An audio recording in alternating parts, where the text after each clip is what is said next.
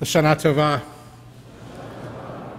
Gemar Chatima Tova, may you be sealed for a life of goodness in the coming year. Since Yom Kippur is a time of honesty, I must begin tonight with a confession. The first real connection that Melissa and I felt with Syracuse came neither during the interview process nor during our first days and weeks here. No, for us, the connection came late one night in the spring of 2009. We had both spent some time in Syracuse before ever learning of Temple Concord, but it was in early March, just after accepting the offer to become the rabbi here, that Melissa and I both experienced that feeling of connectedness. Our younger child, Jakey, was just a few weeks old, and he had not yet gotten his days and nights straightened out. We were sharing those sleepless nights together, marveling at this new young life, praying with all our might that he would soon learn to sleep through the night. And then late one night, we flipped on the television and saw the last few minutes of an exciting basketball game between Syracuse and Connecticut. The game was so exciting that it went into overtime, and then another, and another, and another, and another, and another. We were thrilled to have something to watch, since we were up anyway. And in watching the gritty effort of the Orange basketball team, we realized that we would soon be joining a community fiercely proud, doggedly committed to achieving goals, rabidly supportive of its hometown team. And so it is that we have learned to love the color orange, to understand the beauty of the 2-3 zone, and to savor the excitement of Big East basketball, even if we'll soon have to learn to love the ACC. And in a roundabout way, Syracuse basketball has taught me personally one of the most important lessons of my life. It was just after halftime of a Syracuse-Connecticut game this last winter, during a commercial break, when I walked out of our garage and down to the mailbox to pick up the mail one Shabbat afternoon. A patch of black ice that I did not see changed my life that day.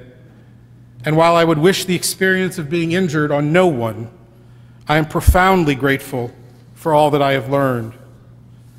Above all, breaking my back taught me just how lucky I am.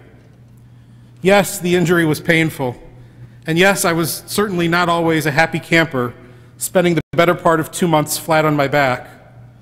But I was lucky, so lucky, in that the injury could have been far worse.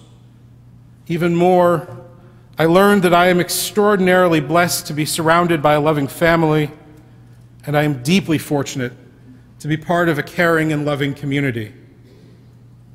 All of you, members of our Temple family and the members of my own family, participated in my healing. And in joining together, you showed me that healing is not an individual activity. I needed your strength and your hearts, and your hearts and hands helped heal not just my broken bones, but my spirit as well. You showed me that a path to healing requires openness, a willingness to join together with others, and a commitment to build a better tomorrow. Just this past week, our community endured the shocking and tragic loss of one of our brightest lights. Most of the time, we carry on with our lives assuming a sense of order and fairness exists in our world. But every now and again, tragedy strikes, and we are left wondering and wandering. How could such a thing happen? How do we make sense of the senseless?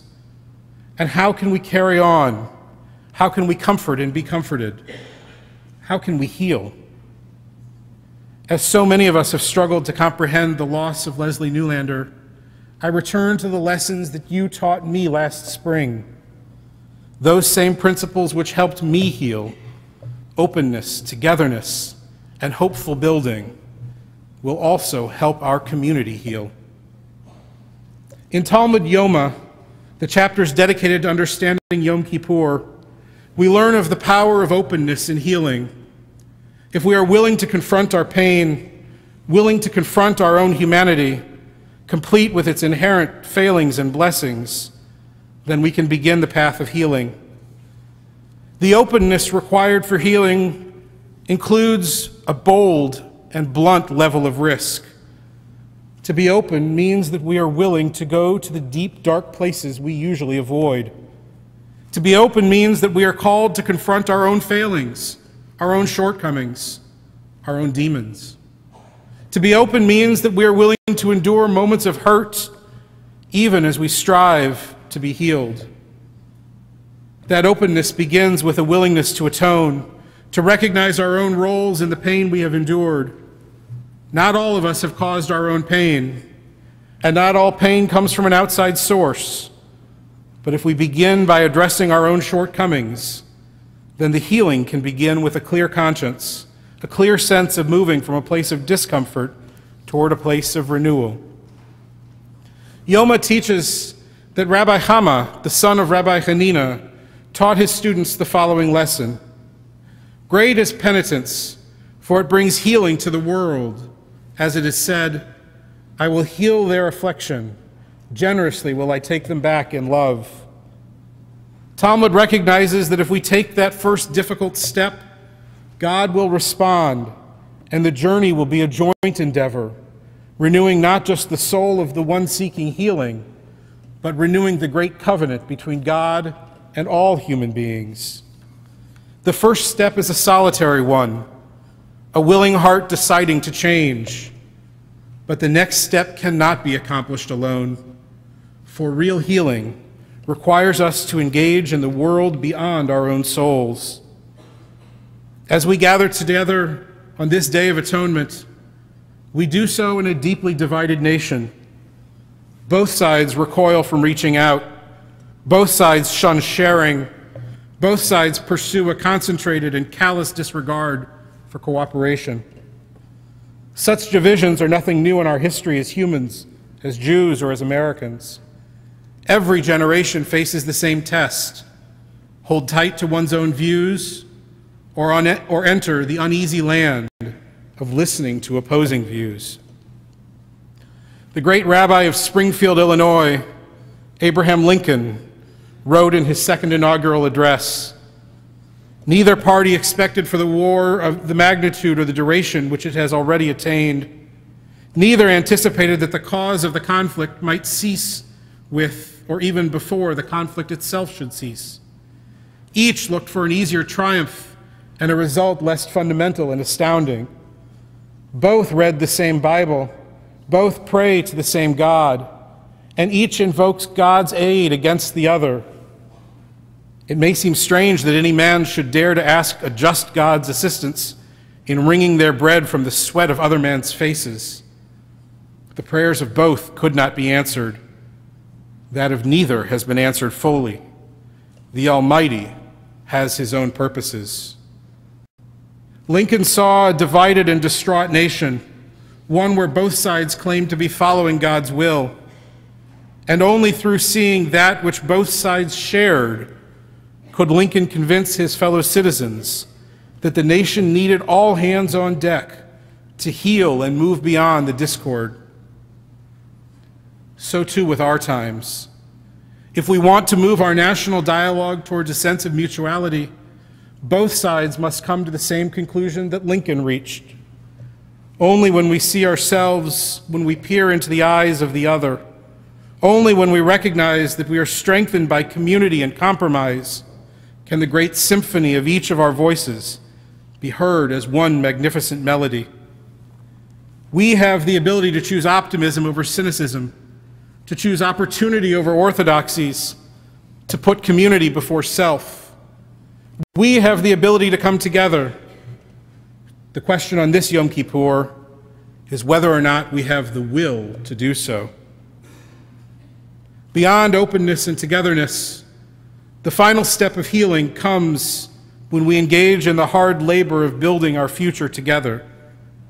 Individual recognition and group responsibility are vital, but without a goal, a sense of where we are headed, the two are aimless. To achieve real, lasting healing, we must not only commit to ourselves and each other, but we must commit to hope-fueled building for generations to follow. So easily, We allow our own pain, the challenges of our own time to overwhelm us. We lose sight of the grander cycle of human existence. Instead, we become self-centered and selfish. We think only of ourselves and our own lives. But real healing comes when we break out of that dark cave of our own lives and instead look forward to the world our children and grandchildren will inherit. Grief and sadness are wonderful teachers when they encourage us to reach out to see others sharing similar struggles. When we use our challenges to turn toward our community with blessings, then we are creating real, lasting healing. So when chaos seems to have won, our tradition calls us to double down on doing for others. Healing comes when we join together to assist less fortunate children at Robert's school or at any other school in our community. Healing comes when we decide to be a part of the Concord Baking Brigade, which will provide fresh baked goods weekly to our new neighbors at the Ronald McDonald House. Healing comes when we come to classes at the temple to explore Judaism. Healing comes when we join with members of our caring community committee to offer love and support to others.